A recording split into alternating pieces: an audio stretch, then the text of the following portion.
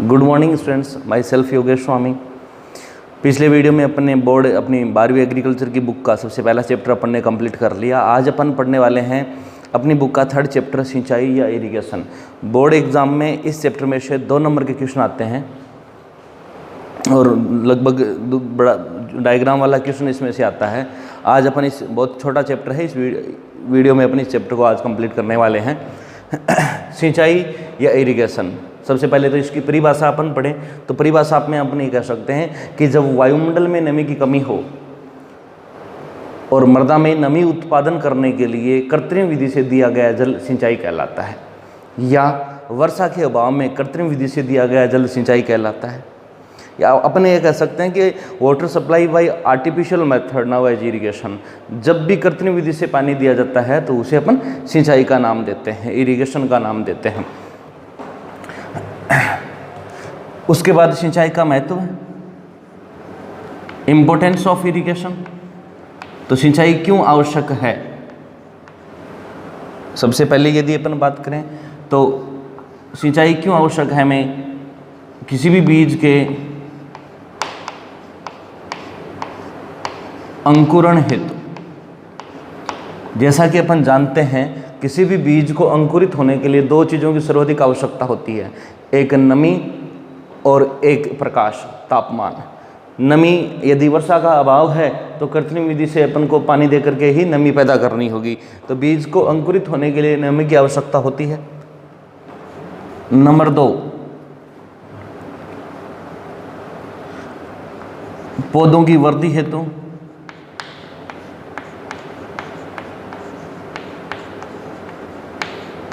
अब इस बात को अपन स्पष्ट रूप से जानते हैं, किसी भी पादप की वृद्धि है तो सिंचाई जल की आवश्यकता होती है, प्रत्यक्ष रूप से ही होती है।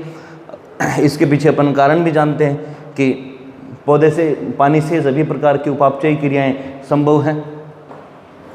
नंबर 3 पर यदि अपन बात करें तो पोषक तत्वों का अवशोषण।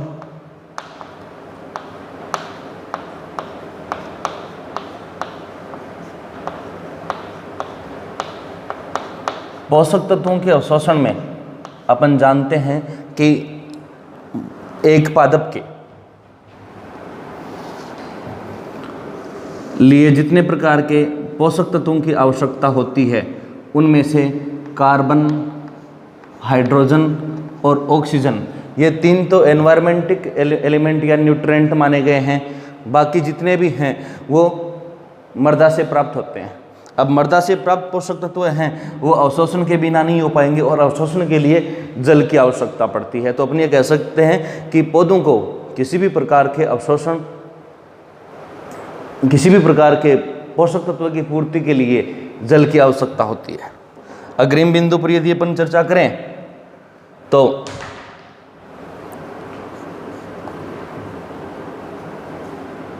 रसायन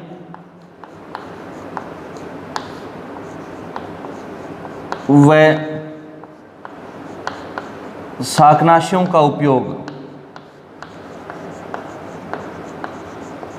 रसायन व शाकनाशियों का उपयोग किसी भी पौधों के ऊपर, जो अपन जानते हैं कि जैसे स्थानांतरित शाकनाशी हैं। स्थानांतरित शाकनाशी का एग्जाम्पल अपन यदि 2,4-D का पढ़ें, 2,4-डाइक्लोरोफिनॉक्सिक एसिटिक एसिड पढ़ें, या 2,4,5-T, 2,4,5 एसिटिक एसिड का एग्जाम्पल यदि अपन पढ़ें तो ये क्या है? स्थानांतरित शाकनाशी हैं। यानी पौधे के किसी भी भाग पर यदि गिर जाएं तो उसके जाइलम और फ्लोएम से पूरे पौधे के अंदर चले जाते हैं। अब जाइलम और फ्लोएम में इनकी ग्रोथ के लिए, इनके अपटेक का काम के लिए या इनके वहन के लिए जल की आवश्यकता होती है, जो कृत्रिम विधि से अपन पूर्ति करते हैं। अंतिम बिंदु में बात की जाए कि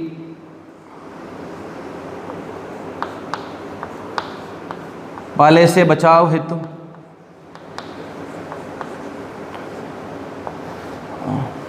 प्रिवेंशन फ्रॉम फ्रॉस्ट।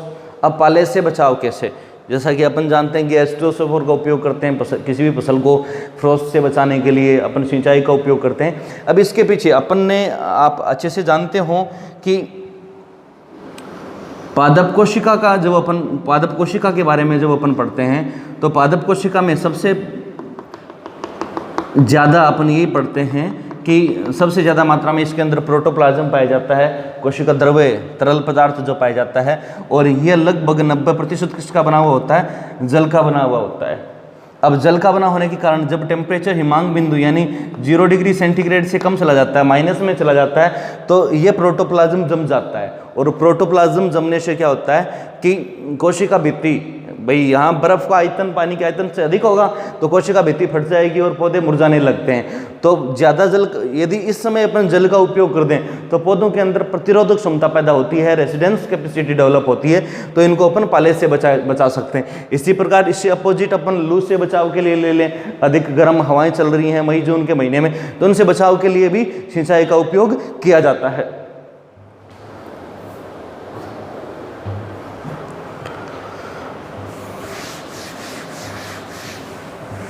तो सिंचाई का महत्व, सिंचाई की परिभाषा और सिंचाई का महत्व अपना पूरा हुआ। अब बच्चों अपन पढ़ते हैं जलमांग।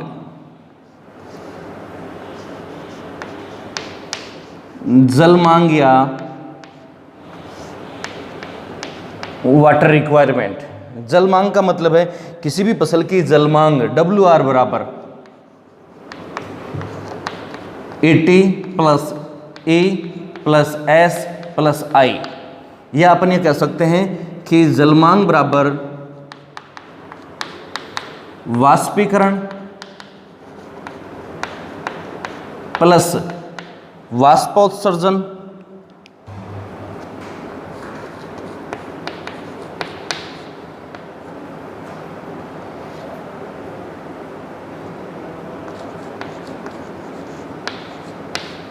प्लस सिंचाई प्लस अन्य क्रिया। किसी भी पौधे की इन सब क्रियाओं में जितने जल का खर्च होता है, वाष्पीकरण में, वाष्पोत्सर्जन में, सिंचाई और अन्य क्रियाएं, सिंचाई करते समय पानी का व्यर्थ जाना अन्य क्रियाओं में, तो जलमांग बराबर क्या होता है, या वाटर रिक्वायरमेंट का मतलब होता है कि एक पौधा जितनी वाष्पीकरण में जल खर्च करता है, जितना वाष्पोत्सर्जन में जल खर्च करता है, जितना सिंचाई और अन्य क्रियाओं में, इन सब का योग क्या कहलाता है, जलमांग कहलाता है। तो किसी भी पौधे की जलमांग का मतलब होता है एक पौधे द्वारा सभी क्रियाओं में, इन सब क्रियाओं में किया गया कुल खर्च की खपत, उसकी जलमांग कहलाता है। जैसे अपन उदाहरण की यदि अपन बात करें कि गन्ना और चावल, तो गन्ना और चावल की जलमांग है वो 1300 से 2500 mm। यदि अपन बात करें गेहूं की, तो गेहूं की जलमांग 450 से 750 mm, ये इनकी जलमांग है। अलग सभी फसलों की जलमांग अलग अलग होती है, गन्ना और चावल की जलमांग सर्वाधिक है। जलमांग के यदि अपन प्रकार की बात करें तो एक तो है ग्रास इरिगेशन रिक्वायरमेंट और एक है नेट इरिगेशन रिक्वायरमेंट। एक अपन कह सकते हैं कि प्रभावी सिंचाई आवश्यकता,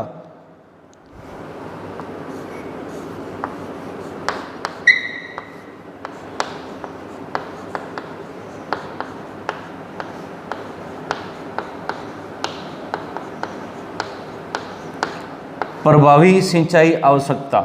प्रभावी सिंचाई आवश्यकता या ग्रॉस इरिगेशन रिक्वायरमेंट का मतलब है कि एक पौधे द्वारा, जैसे अपन ये कह दो सिंचाइयों के मध्य अंतराल में उत्पन्न सूखी भूमि को नम करने के लिए जितनी सिंचाई जल की आवश्यकता होती है उसे प्रभावी सिंचाई आवश्यकता कहते हैं। दो सिंचाइयों के मध्य अंतराल में उत्पन्न सूखी भूमि को नम करने के लिए जितने जल की आवश्यकता होती है उसे प्रभावी सिंचाई आवश्यकता कहा जाता है। जैसे अपन एक एग्जाम्पल ले लें छोटा सा, मैं ये कहूँ कि 1 जुलाई को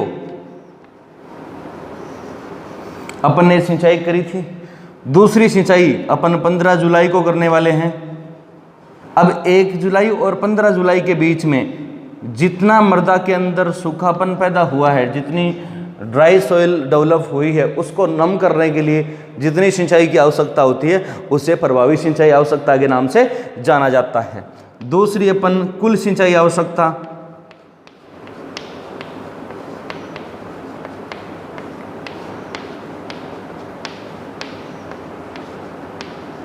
कुल सिंचाई आवश्यकता का मतलब है कि एक पौधे को अंकुरण से लेकर के उपज देने तक, या अंकुरण से लेकर या बुआई से लेकर के कटाई तक जितने पानी की आवश्यकता होती है वो उसकी नेट इरिगेशन रिक्वायरमेंट कहलाती है, वो उसकी नेट इरिगेशन रिक्वायरमेंट कहलाती है। अब बच्चों यदि अपन बात करें सिंचाई के स्रोत की, सिंचाई के साधनों की और सिंचाई की विधियों की,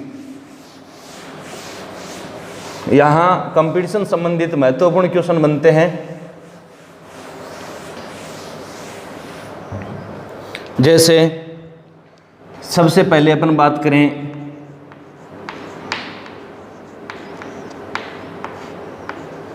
सोर्स ऑफ इरिगेशन, सिंचाई के स्रोत की यदि अपन बात करें तो सिंचाई के स्रोत दो प्रकार के हैं, सोर्स हैं वो दो प्रकार के हैं।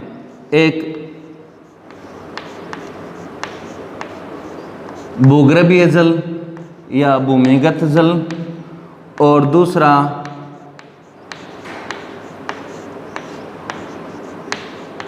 सरफेस वाटर सोर्स या सतही जल। सिंचाई के स्रोत दो प्रकार के हैं, एक भूमिगत जल स्रोत है और दूसरा सतही जल स्रोत है। सतही जल स्रोत का मतलब नहर हैं, नदियां हैं और तालाब हैं, और भूमिगत का मतलब भूगर्भीय जल हो गया। उसके बाद सिंचाई की विधियों की यदि अपन बात करें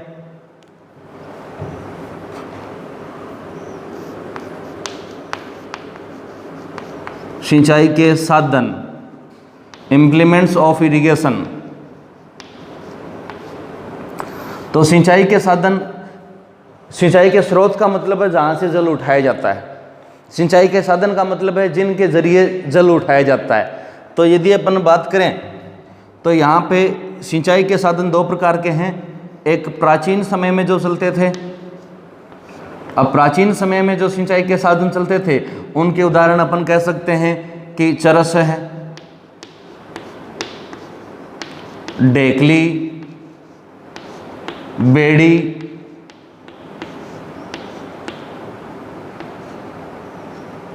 ये सिंचाई के पुराने साधन।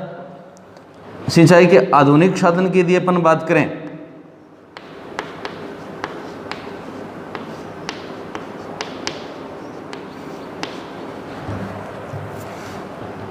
तो सिंचाई के आधुनिक साधनों में अपन कह सकते हैं नलकूप, कुआं, बर्मा, ये सिंचाई के आधुनिक साधन है, मॉडर्न इम्प्लीमेंट्स ऑफ इरिगेशन। उसके बाद सिंचाई की विधियों की यदि अपन बात की जाए, मेथड्स ऑफ इरिगेशन, सिंचाई के स्रोत का मतलब जहाँ से पानी उठाया जाए, सिंचाई के स्रोत हैं सारे, जिनके जरिए उठाए जाए, जिनके द्वारा उठाए जाए वो साधन है। अब कभी कभी क्वेश्चन पूछ लेते हैं निम्न में से सिंचाई का स्रोत है, अब ऑप्शन में दे दिया नदियाँ, नहर, तालाब और नलकूप, तो ये तीनों सिंचाई के स्रोत हैं। क्वेश्चन दे दिया निम्न में से सिंचाई का स्रोत नहीं है, ऑप्शन दे दिया नहर, नदियाँ, तालाब और नलकूप, तो यहाँ कंफ्यूज में पड़ जाए नलकूप क्या है, यहाँ सिंचाई का साधन है न कि स्रोत हैं। और सिंचाई की विधियाँ, methods of irrigation, methods of irrigation में अपन ये कह सकते हैं कि मेथड्स ऑफ इरिगेशन में अपन कह सकते हैं कि दो प्रकार की हैं, एक सतही और एक अधोसतह।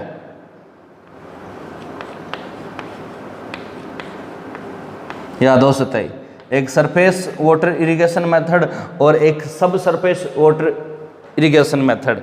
सतही में अपन ये कह सकते हैं कि सीमांत पट्टी विधि है, सीमांत पट्टी विधि मान लें, दूसरा अपन फरो विधि मान लें, तीसरा अपन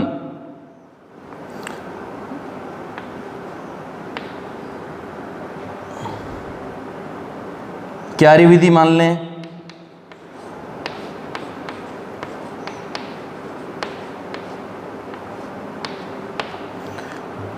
सीमांत पट्टी विधि है, फरो विधि है, क्यारी विधि है।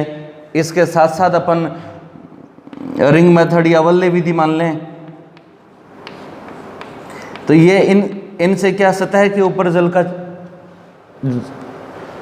सप्लाई की जाती है।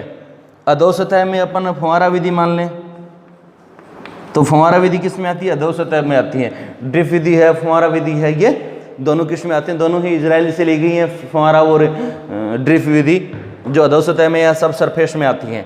अब एक बार आप पुनः सुनिए कि सिंचाई के स्रोत का मतलब जहाँ से पानी उठाया जाता है, भूमिगत हैं और सतही। सतही में नहर, नदियाँ और तालाब हैं। सिंचाई के साधन का मतलब है जिनके द्वारा पानी उठाया जाता है। उसमें प्राचीन काल में चलने वाले ढेकली है, चरस है, बेड़ी है। आधुनिक साधन में नलकूप है, कुआं है। और उसके बाद सिंचाई की विधियाँ जिनके द्वारा खेत में पानी फैलाया जाता है, वो सिंचाई की विधियों में आती हैं। जैसे दो प्रकार की हैं, सतही है और एक अधो सतही है। सतही में अपन कह सकते हैं कि बॉर्डर मेथड है, फ्यूरो मेथड है, चेक बेसिन मेथड है और रिंग मेथड है। सब सरफेस में sprinkle water supply irrigation method है और ड्रिप इरिगेशन मेथड है। अच्छी तरह समझ में आएगा। अब अपन चर्चा करने वाले हैं सिंचाई की विधियों की। सिंचाई की विधियां कौन सी? सिंचाई की विधि में किस प्रकार से पानी दिया जाता है, कैसे क्यारी बनाई जाती हैं, कौन सी फसल के लिए उपयुक्त है, कौन सी के लिए उपयुक्त नहीं है, इन सब की चर्चा अपन करने वाले हैं। परंतु इनमें आपको ध्यान रखना है कि इस प्रकार के जो कंपटीशन संबंधित क्वेश्चन बनते हैं कि कौन सा सिंचाई का साधन है, कौन सा स्रोत है और कौन सा आधुनिक साधन है, कौन सा प्राचीन साधन था, इन सब के बारे में। जैसे आधुनिक साधन में अपन बात करें, नलकूप, कुआं और बर्मा, ये सारे सिंचाई के आधुनिक साधन हैं।